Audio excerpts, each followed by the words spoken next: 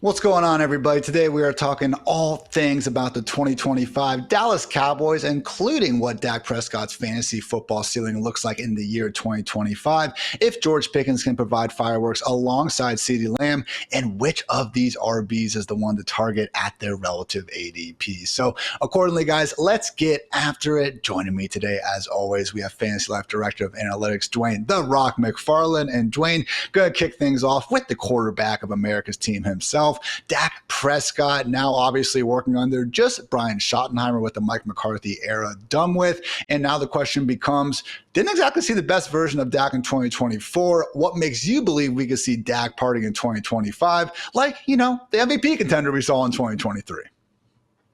Well, I think, one of the things you mentioned in the open, you had George Pickens. So we like that. I think number two, he's only going to be 32 years old. And if you go back and you really look at whenever we typically see, now there's always outliers to these scenarios, Ian, we start to see the real fall off at quarterback. Dak's not at that age yet. Now, you could argue he has had to deal with injuries over the last several seasons. Those sort of things can add up, and that could maybe create more of a premature end to the fantasy run that we've seen for Dak. Certainly last year, it wasn't ideal with what we saw, and he was playing with the injuries. Obviously, the season gets cut short. But what I like to go back and look at, Ian, this is a little thing we call fantasy points per game.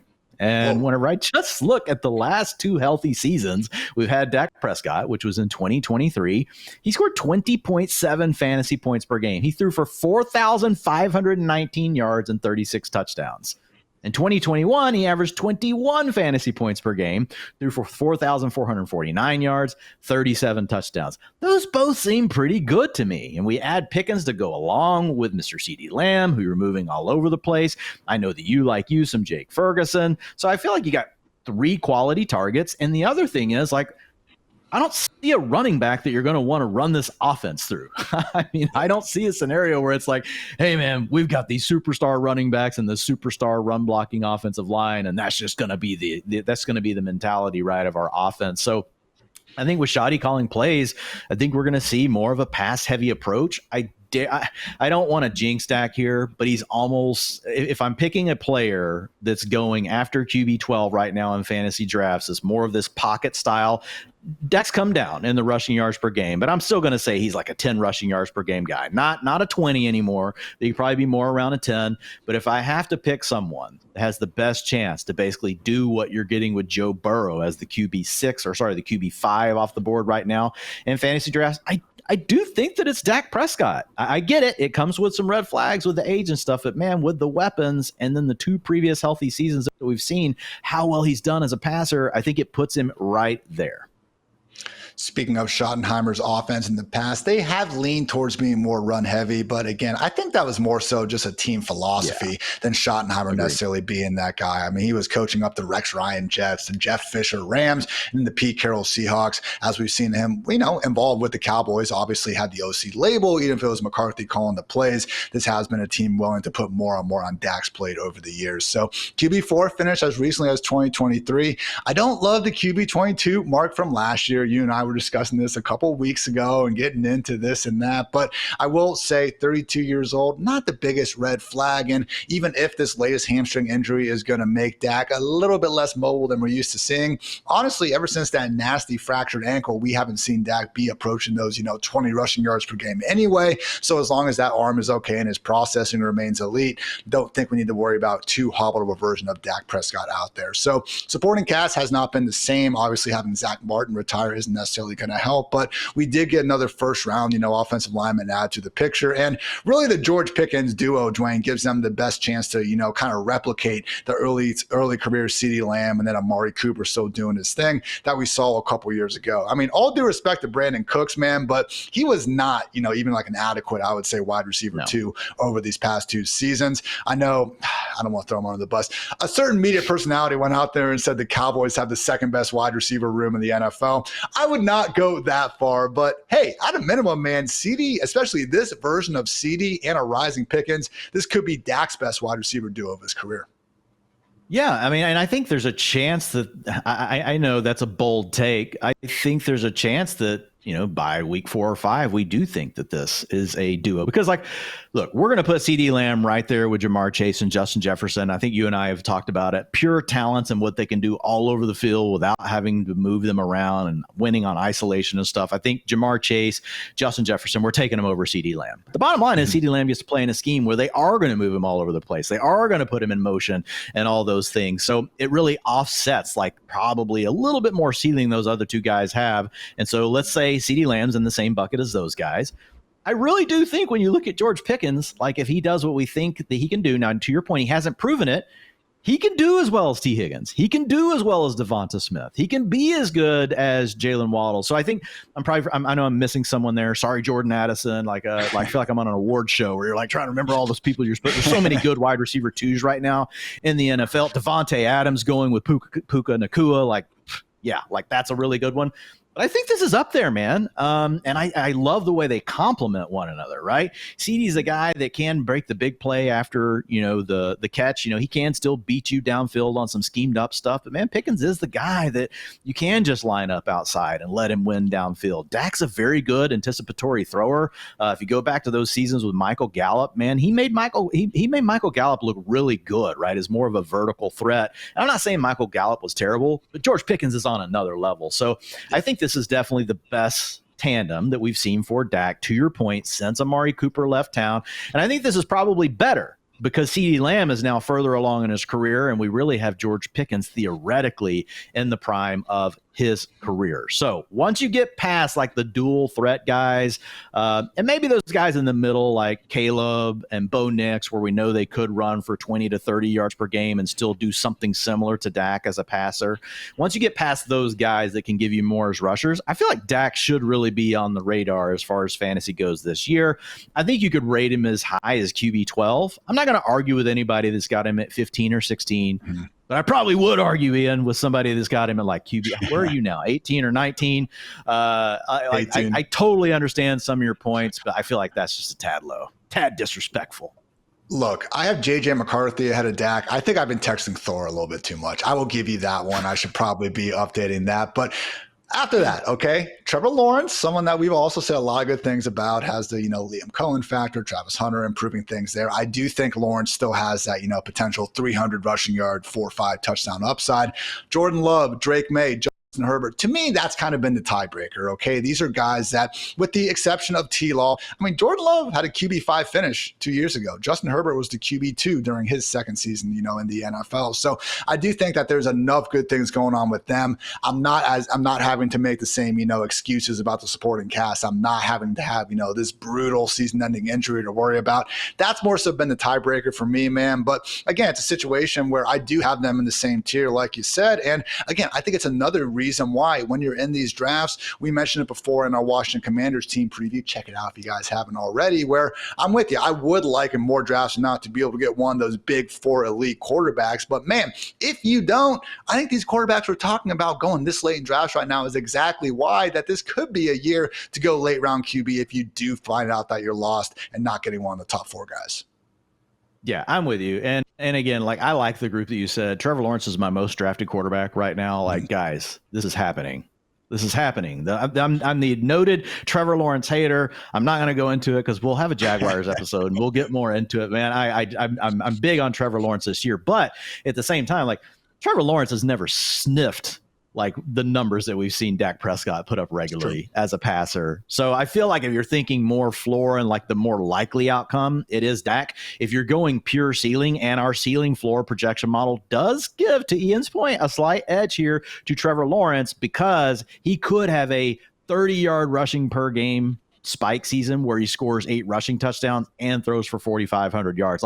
That's probably out of Dak's range of outcomes now as a rusher. So I actually agree with Ian on that. The model also agrees with Ian. I built the model, but the stupid model agrees with Ian and not me. I don't know why, what's happening. Oh, wait, probably because we just let the data tell us what we should do with it. So I'm fine with all the guys you named. Also, I got Justin Herbert one spot below Dak, right, as far as the ceiling projections. And they're right there together. Dak's at 22.4, Herbert's at 21.4. If the Chargers suddenly decided they wanted to throw the ball more, Like, yes, we've actually seen a really high ceiling from Herbert. You add Omari and Hampton and Najee Harris, I kind of know that run identity. But again, to your point, I do think there's a tier there of guys, but I think that Dak definitely belongs in it. And if you're playing best ball, the beauty is, man, like you don't have to take Dak as early as you used to. If you take CeeDee Lamb, you get George Pickens, you can get the double stack set up. Jake Ferguson, who we'll talk about here in a little bit, like he's come down in price. So I think there's a lot of paths here for the Cowboys, especially in like best ball format. But if I'm talking about home leagues, like, and I got to take, I'm just getting to draft one team, I'm still willing to take Dak if I miss out on the top guys. I mean, I'm on the record with saying I do believe this is a year to take one of the top 4 quarterbacks. But if you miss out, I think Dak is clearly a candidate that you could still have score 20 fantasy points per game, and we would not be that surprised.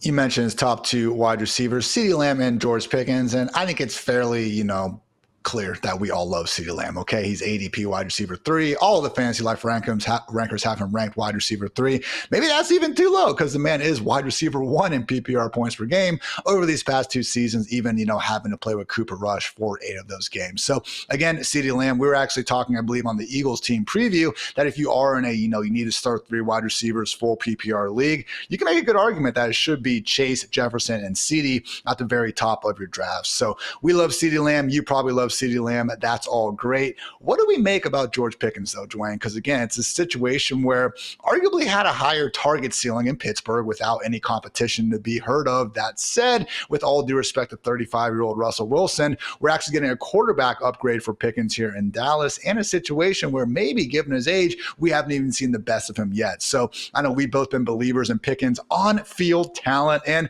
I even feel bad talking about the guy. Like, if they're not off-the-field problems, they're also on-the-field problems, all right? This guy's not getting in trouble with the law. He's played in 48 of 51 games. He's just a little bit of a knucklehead. He's got some WWE to his game. Maybe that's just a matter of maturing, or maybe, you want guys to have that extra little bit of dog in them anyway. But regardless of all that, Dwain, George Pickens going as this mid-tier wide receiver 3, where do you fall and how often have you been drafting him so far in 2025? I love George Pickens this year. And I'm really trying to keep like cowboy homerism out. And guys, just to be fair, that's completely died. That part of me has just died. Like when I first became a Cowboys fan, they were winning Super Bowls, and I eventually turned to fantasy football just to help me get through it. It was either start drinking heavily or play fantasy football because Jerry Jones, you guys have seen my shirt, Jerry makes me drink. He does. He makes me drink. So, but when I look at what we have with Pickens, I'm not so sure that he loses really target ceiling. And here is why, Ian. If we look at what Arthur Smith has done as a play caller and how run heavy this man wants to be, and it's a long track record of wanting to be a heavy run team. Now, we'll see what happens. Aaron Rodgers and Arthur Smith, that's going to be fun. They are definitely going to butt heads. Like I don't know that marriage can last very long. So we'll see who wins that strong arm of the battle. But if we're leaning into really what the Steelers have been over the last several years, really since Ben Roethlisberger has been gone, I think we're going to see a more run heavy attack there than we are going to see in Dallas. In fact, I've got the Cowboys projected for 70 more pass attempts than I do the Steelers. And on surface, kind of like, that's not a big deal. That's not a big deal. But if you take the average number of passing attempts per game, per team, that's the equivalent of George Pickens getting to play 2.2 extra games over DK Metcalf. So even though to your point, I think it's valid. Like with CeeDee Lamb there, like George Pickens can't get a 30% target share. Not on the table. But he could be 24. Right. And this could really be consolidated down between him and CeeDee Lamb. And we've seen more and more offenses doing this. We've seen the Dolphins do it. We've seen the Rams do it. Now, it takes 2 good players to make it happen. But when we look at Pickens, man, I just think that the positives are there. Here are if you look at his targets, over the last 3 seasons, started off at a 16% target share. He had Deontay Johnson that rookie year, jumps to 23%. Then jumps to 26%. So we've got a good trajectory going there. And then if you look at his yards per route run, these last 2 years, 2.11, 2.06, those are borderline wide receiver 1 worthy numbers. So he is going to have to deal with Lamb. Lamb's going to be the centerpiece that gets more of the easy looks, gets moved around. But I also think defenses, when they have to pay more attention to Lamb, I think Pickens is like the most equipped guy that we've seen get to play with Dak, that when he does get that one-on-one, man, like it's going to be really sweet. And we have seen seen Dak in the past be willing to lock on to some of these guys when they get the one-on-one coverage. So I think that that's going to be a big thing for Pickens. So I love him, man. I think he really could be more like a mid-range wide receiver too. I think you're getting him at a really good price right now in fantasy drafts. I think he goes in the right range of players. Like there are other guys around him that I like. So I don't want to make it sound like, oh my God, every time I'm in this range with these wide receivers that are going around George Pickens, I'm only taking him in. But if we look at it, right, we've got Calvin Ridley, who we know could get more targets, but we don't like the offense as much. We've got Jalen Waddle, who had one bad year, but I still like as a talent profile. We like that offense. Zay Flowers going into year 3 hasn't quite turned it on, but you and I both talk about it. Like we see this guy attack every area of the field for whatever reason. They feel like they have to tether him to the line of scrimmage. You got Cortland Sutton playing, with the Broncos. And then you got Devonta Smith, who we talked about earlier. So I feel like that's a really good range for George Pickens to be going in. And I feel I have as much conviction about him as I do any of those other players in that range. So I've been mixing him in very, very liberally in my fantasy drafts. And I've ended up with quite a few Cowboy stacks, so that probably has influenced it a little bit as well. But I think Pickens, man, I think he could be a mid-range wide receiver too, even though he has to deal with CeeDee as the clear-cut alpha on the team. Dak 30-plus passing touchdowns each of his last 3 seasons where he's managed to start at least 16 games. Hard not to imagine Pickens getting a good chunk of those if that does again come to fruition. So just turned 24. And again, even with him being in a less than ideal situation, this dude has been one of the more efficient wide receivers in the NFL. Actually talking about a guy that's been 7th and 11th in terms of yards per catch and yards per target among over 100 qualified wide receivers over the course of these past 3 seasons. So I know it's a contested catch, the jump ball ability that everyone talks about, but man, I'm still remembering, those Bengals games in 2023 where he took a couple slants to the house, and his next gen stats ball carrier speed is up there with literally the very fastest wide receivers in the entire league. So George Pickens, one of these boomer bust wide receiver 3s with the price tag, but man, I would not be overly shocked, Dwayne, if we're sitting here in week 8, week 9 going, man, Cowboys messed around and got themselves 2 of these top 20 wide receivers in fantasy. So I went back and then did look at the numbers where last 10 years, an average of 5 NFL offenses per year have enabled multiple top 24 wide receivers. So again, hardly unheard of. And I do think if we see Dak be healthy, we see the Cowboys air the ball out plenty, which again, too reasonable, things to believe, Pickens will be a big, big reason why they're having all that success through the air. So good stuff on Pickens, on CeeDee, on Dak. We know we're getting there. Now though, guys, the real big questions that come down this backfield. So plenty more to talk about right after a quick word from our friends over at Bud Light. Hey, you're not actually allowed to drink in a beer commercial? Since when? You gotta wait till it's done. Oh, 5, 4, 3, 2, 1. All right, guys, the Cowboys had free agency. They had the draft to rebuild a running back room that watched Tony Pollard go to Tennessee last offseason and then lost Rico Dowdle to the Panthers this offseason. And who did we get?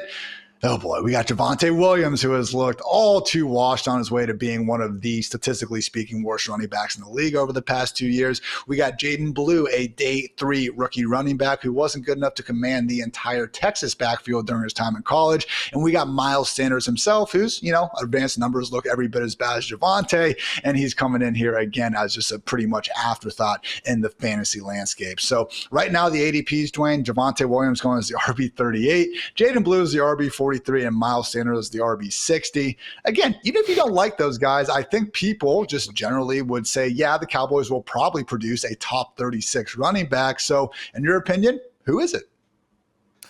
Look, man, it's really tough to say. So early on, I was taking Jaden Blue a ton, and then I just needed to diversify. So I started taking some different guys in that range. He's actually falling a little bit right now. He's down 7.1 spots over the last week. And I think some of it does come back to some of the things we've talked about on our show and other people probably talked about as well. But look, his best design rushing attempt share in his college career was 26%. That was 9 rushing attempts per game. So I think some people are looking at that and going, well, if that's the top that he ever did in college, how would he ever do that in the NFL? I do want to say we have examples of players that didn't do that in college that do suddenly get a big workload in the NFL. And if there is a scenario where it could happen, it would be the Cowboys, given the rest of this depth chart. But If I'm having to pick one right now, I know this feels really gross, but it's been Miles Sanders recently just because it is such a muddled backfield. I don't really love any of them. If I had to pick one I like the most, it still is Jaden Blue, but his ADP is Miles Sanders you can get with the last pick of a draft. And it was kind of funny. I didn't expect this. I looked it up. He's up 18 spots in ADP over the last week on Underdog. So I don't know. Maybe I missed a mini camp clip or something that got said about Miles Sanders. I know I saw the one thing from Schottenheimer where he's like, oh yeah, we know Miles Sanders. He was really good with the Eagles. Like, it was a really generic thing though. But I don't know if that's like what suddenly triggered Miles Sanders back into the consciousness of America. But he has moved up. So he's been the guy I've been taking just because I get to the very end of a draft, Ian. I'm like, all right, who can I take here that's probably going to make a team and I could get lucky and they could lead their backfield? Like, the list is one person. It's Miles Sanders. There's not another person like him at that spot, even though we don't love him. So I know this is a really wimpy way of getting to this answer, but it's been Miles Sanders because he's the cheapest. But I am with you. It won't surprise me if any one of these guys lead the backfield. It won't surprise me if they all share it almost evenly. Like I think there's just a lot of scenarios here for the Cowboys, given the way this is shaped out.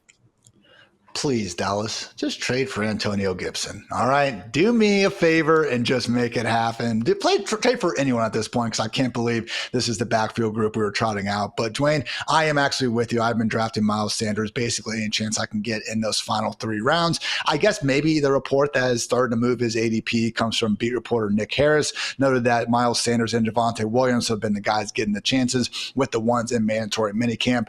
This honestly, it's not, a 1-for-1 same situation, but it reminds me of the J.K. Dobbins, Gus Edwards debate from last season, okay? We had an offense that we knew would be centered around these guys. We had even the day 3 rookie coming in this case, Kamani Vidal, where we gave Gus at that point in the offseason the edge because he was getting more money, even though at the end of the day, Gus wasn't getting paid much and J.K. Dobbins wasn't getting paid much. So for us to put that much stock behind those extra few dollars, maybe it wasn't wise. I think that's what we're looking at here, man, because again, both guys just coming into Dallas on these, wimpy 1-year contracts. Javonte's 1 year, $3 million. Miles Sanders is 1 year, $1.3 million. So again, looking at Miles, I will say this, Dwain. Which running back do you think maybe got dragged down more by their offensive environment? Because we've seen that happen. Jacobs, Saquon, Henry go back 1 year. Not saying Miles or Javonte were ever at the level of those guys, but to me, Miles Sanders coming to Dallas from Carolina, I'm more inclined to believe that we could see the Cowboys get more out of him than Javonte, who's leaving a Denver Broncos offense that really gave him every opportunity and had PFF's, I believe, second-ranked offensive line by the end of last year. I mean, I could kind of see it, but the Carolina offense didn't seem to bother Chuba Hubbard. I mean, Chuba Hubbard didn't seem to have a problem with it. Talk about a dude that, outkicked his coverage last year. Chuba's like a cover boy and got himself paid. Congratulations to Chuba. I think it's tough. I don't know. I feel like they paid Sanders, and for him to not be able to win that job, or at least just hold down some sort of steady role is pretty telling. But again, he lands in the one spot where we look at the depth chart and we're like, yeah. So you're telling me there's a chance? Yes, Miles Sanders could be the starting running back for the Cowboys in Week 1. He just happens to be cheap. He happens to be priced the cheapest. Let me ask you this, though, Ian. If it was flipped, if Miles Sanders was suddenly the guy going first on this depth chart and Javonte Williams was the guy going in round 17 and 18 of drafts, would your strategy just flip at that point? You're like, I'm just taking Javonte. Yes. Exactly. Yeah, me too. So I feel like this is a really weak answer that we're giving, but ultimately it just comes down to give me the cheapest one in a muddled backfield because I really don't have confidence, like supreme confidence in any of them. I will say this, Jaden Blue is fast. He does have big playmaking ability. He can get on the field on pass downs. But can he get to like an Achane year 1, like 40-45% rush share? That's the question. I don't think we can say no. The other two guys could be so bad it forces it, and Blue might be able to handle that for a year, and then they replace him the next year and say, we don't really want him doing that all the time. But it could still happen. It could still happen in a year. And again, what opens the door for Blue is the same as these other two guys. It's such a muddled backfield, really things we might not expect to normally happen, which would be projecting any one of these guys to lead probably any other backfield in the league. Like it can happen in Dallas because the competition it's just not fierce.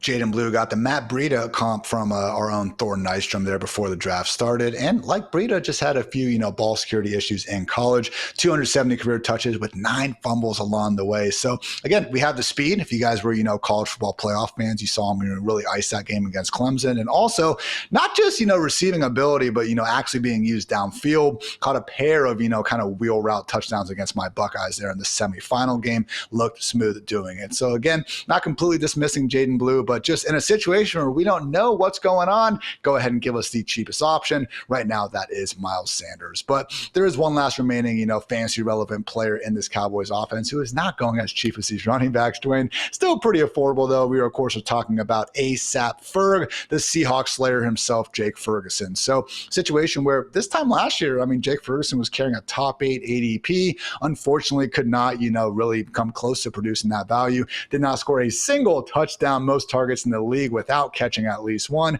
However, had a week 1 knee injury and also only got to play 5 games with Dak Prescott. So I think we'd be a lot more excited about Ferguson, Dwayne, if they hadn't traded for George Pickens, because then we'd be looking at more of a 2023 situation where, they had Brandon Cooks, but it was easy to see Ferguson becoming that number 2 target, and lo and behold, he did. Now it's looking more like our best case scenario is him being the number 3. But that said, it would make sense if we get some positive touchdown regression. Where do you fall with Jake Ferguson in this tight end late round landscape?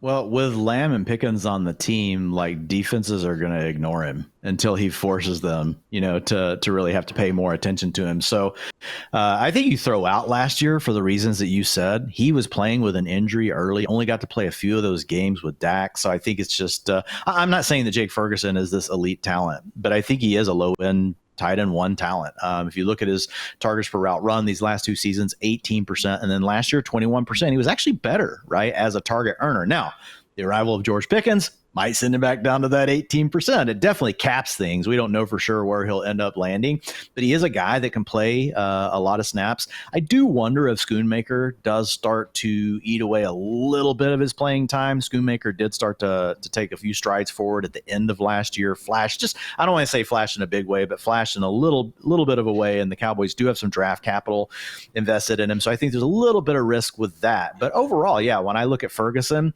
if Dak does what we talked about, right? If he somehow comes out and throws for 4,300 plus yards and throws for 30 plus touchdowns again, I think there's going to be enough here for Ferguson to finish as a borderline tight end 1, even if he's the 3rd option on the team behind CeeDee Lamb and George Pickens. So I think he kind of falls into that territory of where Dallas Goedert is. We think Dallas Goedert is probably the better tight end, but Ferguson plays on the offense that we feel more comfortable is going to throw the ball more and carries a higher pass ceiling. So when you put those 2 things together, I think he deserves to go right in that same range as where we're talking about with Dallas Goedert. Wouldn't surprise me at all if he's a low-end tight end 1. Is just one of those things where he is projected for a few more targets than those guys, which I know you were saying before, but that really is kind of like my tiebreaker when looking at these sort of situations. And Ferguson, coming into next year, projected for 86 targets. That is more than guys like Dalton Kincaid, Colston Loveland, Tyler Warren, who you might otherwise see a bit further up in the ranks. So Jake Ferguson, again, someone that I was clicking every single time before the George Pickens trade. Not quite so much now, but I do think that borderline tight end 1 price tag next to someone like Dallas Goedert, as you mentioned, more than fair for Mr. Ferguson. So with all that said, Dwayne, it now takes us to our win total for the Cowboys, sitting at a lowly 7.5. So went ahead, picked the over for both the Commanders and the Eagles myself. What if I just go through and pick the over for all 32 teams? We're going to keep the streak going right now. Give me over 7.5 for the Cowboys. I am not mistaking them for legit contenders. I came on this show last year, man, and was very pessimistic about their chances. But again, I think there's enough blue chip talent on offense now with the addition of Pickens as well. And on defense, where, let's face it, whenever Micah Parsons is healthy, we have seen this be one of the best pass rushes in the league. I think this team can win at least 8 games, okay? If you set it at 9.5, I'd probably be taking that under, but 7.5, that does seem a bit low for me. So give me over 7.5 wins. What say you, Dwayne? Yeah, this opened at 8.5, and you add Pickens. So I don't really, the market's moving the other way on it. At 7.5. So I don't know what that necessarily means. But you won 7 games last year, but in the 2 previous years, you won 12. You still have Micah Parsons there. You still have CeeDee Lamb. Those are your 2 superstars. It really just comes down to the health of Dak Prescott. If Dak is not healthy, they're not going to hit this number. If Dak is healthy and playing like what we saw in 2023, whenever he was near MVP form, people forget that. I get it, guys. It's not like he got a ton of the votes, but he was the runner-up in the MVP voting. Dak had a really good year that season, only 32, so he's not like he's at a cliff year. It all comes down to Dak Prescott. If he's healthy, I think the Cowboys, they beat this 7.5 line.